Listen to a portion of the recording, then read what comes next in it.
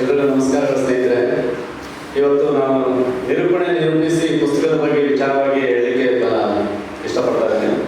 ಕೆಲವು ನಿರೂಪಣೆ ನಿರೂಪಿಸಿ ವೇದಿಕೆ ಮೇಲೆ ಹೋಗಿ ನಿರೂಪಣೆ ಮಾಡೋರಿಗೆ, ನಿರೂಪಕಾರರಿಗೆ ಅದು ಒಂದು ಉತ್ತಮ ಮಾತುಗಾರರು ಬಯಸುವವರು ಇದು ಓದಬೇಕಾದ ಒಂದು ಪುಸ್ತಕ ಅಂತ ಹೇಳ್ಬೋದು. ಏಕೆಂದರೆ ನಮ್ಮ ಬಸವಣ್ಣವರು ಹೇಳ್ತಾರೆ, ನುಡಿದರೆ ಮುತ್ತಿನ ಹಾರದಂತಿರಬೇಕು, ನುಡಿದರೆ ಮಾಣಿಕ್ಯದ ದೀಪ್ತಿ ಅಂತಿರಬೇಕು, ನುಡಿದರೆ ಸ್ಫಟಿಕದ ಹಾರದಂತಿರಬೇಕು, ಹಾಗೆಯೇ ನುಡಿದರೆ ಲಿಂಗವು ಮೆಚ್ಚಿ ಹೌದೌದಂತೆ ಅಂತಿರಬೇಕು ಅಂತ ಹೇಳ್ತಾರೆ. ಅದೇ ರೀತಿಯಾಗಿ ನಿರೂಪಣೆ ನಿರೂಪಿಸುವರು ಆ ಮಾತುಗಾರಿಕೆಯಲ್ಲಿ ಅಲ್ಲಿ ವೇದಿಕೆ ಮೇಲೆ ಅತಿಥಿಗಳಿಗೆ ಭಾಷಣದ ವಿಚಾರದಲ್ಲಿ ಯಾಕೆ ಅವರು ನಿರೂಪಣೆ ಮಾಡ್ತಾ ಹೋಗ್ತಾರೆ ಅಂತಂದ್ರೆ ಅದು ವಿಶೇಷವಾಗಿ ಇರ್ತದೆ ಅಂತ.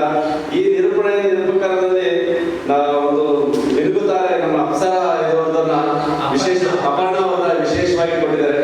ಖಂಡಿತವಾಗಿ ಇದನ್ನ ನಾವು ವೇದಿಕೆ ಮೇಲೆ ಹೋಗಿ ನಿರೂಪಣೆ ಮಾಡಬೇಕು ಅಂದ್ರೆ ಸ್ವಾಗತ ಭಾಷಣದ ಇರ್ಬೋದು, ಅತಿಥಿಗಳಿಗೆ ಭಾಷಣ ಮಾಡಲಿಕ್ಕೆ ಅವ್ರಿಗೆ ಅವಕಾಶ ಕೊಡೋದ್ರಿಂದ ಇರ್ಬೋದು, ವಂದನಾರ್ಪಣೆ ಮಾಡೋದ್ರ ವಿಚಾರವಾಗಿರ್ಬೋದು. ಇದೊಂದು ವಿಶೇಷ ಪುಸ್ತಕನೇ ಅಂತ ಹೇಳ್ಬೋದು. ಈ ನಿರೂಪಣೆ ನಿರೂಪಕನ ಆಗ್ಬೇಕು ಅಂದ್ರೆ ಈ ಪುಸ್ತಕವನ್ನ ಓದಿ ನಾವು ವೇದಿಕೆ